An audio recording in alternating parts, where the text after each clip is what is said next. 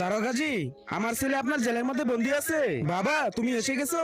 হ্যাঁ হ্যাঁ বেটা। আরে বুড়ো, কে রে তুই? দারোগা সাহেব, এটা আমার ছেলে, এর সাথে আমি দেখা করতে আইছি রে। তুই কি জানিস রে কতটা খতরনাক আসামি রে? তার জন্য একে আমি তোমার সাথে কথা বলতে দিব না। আরে তাই কি হয়েছে, আপনি কথা বলতে দেন। এই যে এটা বলেন, আয়সা গেছে আমার বাবা, কোনো না কোনো একটা চক্কর খাটাবে।